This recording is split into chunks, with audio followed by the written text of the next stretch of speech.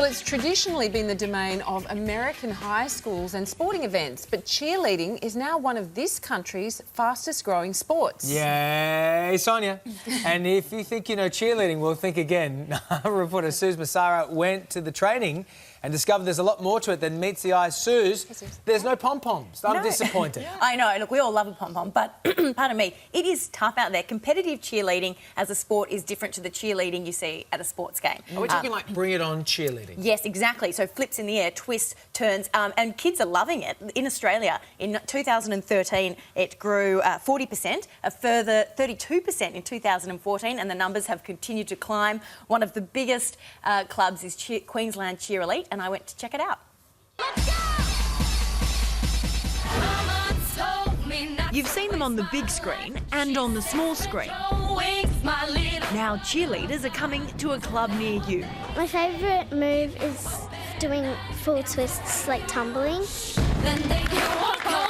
10-year-old Georgette DiTrapani belongs to Queensland Cheer Elite, a cheerleading club which opened in Brisbane 5 years ago. Where did you learn to tumble like that? That was amazing.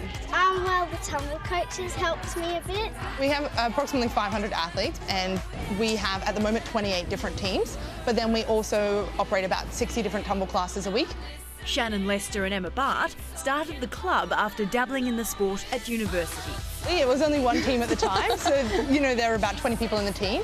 And then it stayed like that for a few years, and then once we took it away from the university, or it became, I suppose, a more private club, that was when we could start to introduce younger people. The growth of it has really surprised us, and every year we just kept getting more and more kids interested. Well, the histories of cheerleading are over 100 years old in America. But the all-star community, which is the competitive side of cheerleading, is only about 20 years old in America, and it's about 10 to 15 years old in Australia. So we are experiencing growth within our club, but the whole country is experiencing a similar rate of growth. But if your idea of cheerleading is something like this, think again. No, it's not like that at all. So I suppose the cheerleading that most people think of is not incredibly athletic. It's more crowd-based and performance-based, whereas what we do is, I suppose, athletic. There's strength involved. Girls from 3 to 30 attend classes at the club, and they love it.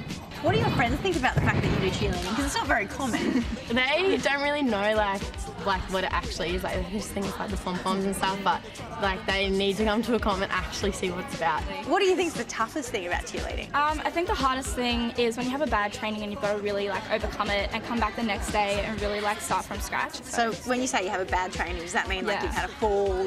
Yeah, just when like you're learning new skills, you know, something's just like a little harder than you're used to. You know, like you really have to be determined and push through it, and that's like the hardest thing, but it's also the best thing when you overcome it. I get the feeling this would be a very empowering sport for girls. Do you notice big change in their confidence from when they start to when they finish? I think so. I think, you know, a part of the sport that we love too is that it builds resilience, because everybody is relying on everybody else. It's not an individual sport. It's not who gets the best position or who can do this skill. It's how everybody can work together, because often there's 30 people on the mat at the one time. It doesn't feature one person. And it's this kind of teamwork that saw Queensland Cheer Elite compete in the World Championships earlier this year. Our girls came ninth, which we were incredibly excited because it was our very first time as a club being able to go over out of about 45 teams. But they were competing against girls who've grown up in this sport, whereas the girls in our team only maybe joined 3 or 4 years ago. We got a taste of just how seriously Americans take cheerleading in the hit comedy Bring It On. These are not spirit fingers.